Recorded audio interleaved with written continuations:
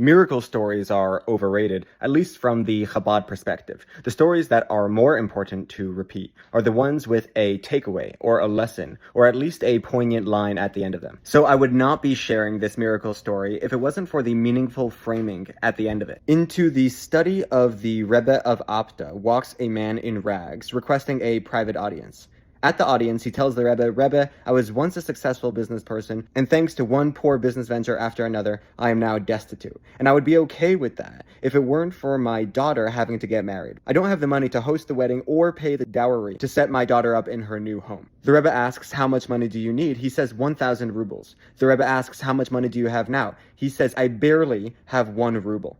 The Rebbe says, listen closely to my instructions. Start heading home, and the first business deal that is offered to you, you should accept no matter the terms of the deal. The poor man said he'd follow the Rebbe's instructions, even though he considered himself a pretty savvy negotiator. On his way back to his village, he stopped at a tavern. In the corner of the tavern, he noticed 3 Jewish men dealing in diamonds and precious stones. He thought to himself, here is my opportunity. He parks himself at their table, but keeps quiet, hoping that they will strike up a conversation. Sure enough, they soon turn to him and they say, Rebbe Yid, would you like to purchase a stone? Are you a business person? He says, yes, I have a great history of business, and I would like to buy a stone. They show him a brilliant diamond and ask him how much money he currently has on him. Excited that the Rebbe's words were coming to fruition, he announces he has 1 ruble. And they start laughing. They say, this guy claims he's a business person. His business skills are why he's currently wearing rags. They continue to harp on how much of a dummy he is, and they're laughing, when finally one of them pipes up and says, you know what you can buy for 1 ruble? You can buy my share in the world to come. Everybody bursts out laughing, thinking that even the most rookie business person would never agree to a deal for something you'll never be able to touch in this lifetime. But the Rebbe had instructed the poor man to accept any deal that's offered to him, so without hesitation, he says he agrees to the deal. Let's write up a contract and sign. This, of course, only amplified the hilarity, but they went ahead and signed this document. After the poor man had left the table, in walks the wife of the diamond dealer with whom he had signed the contract. Of course, this diamond dealer was condescending, but in truth, his wife was the one that brought all the money into the marriage. So she was really the boss in all matters of business. She asked him what the ruckus was all about. He went on to describe to her just how successfully they had harassed this peasant. Upon hearing the story, she declared, I want a divorce.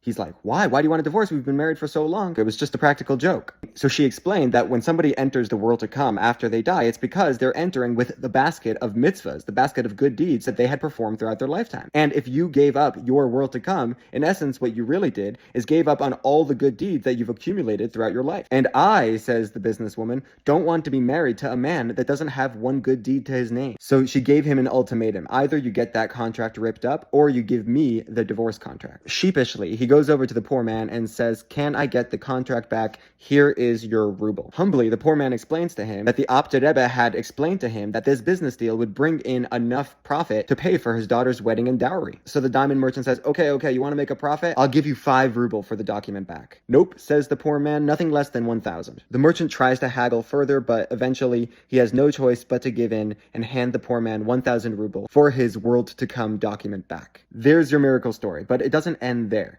The wealthy woman approached the poor man and says, can you introduce me to this Rebbe? This entire event is obviously remarkable. The poor man says, of course, and gives her the Rebbe's address. The next morning, she headed to Apta and arranged a private audience with the Rebbe. At the meeting, she says, Rebbe, I can completely forgive the 1,000 ruble. I'm happy that a poor man can now marry off his daughter. But let me ask you a question. Did we overpay? The Rebbe looked at her and smiled and said, not only did you not overpay, you got the better end of the bargain twice. How?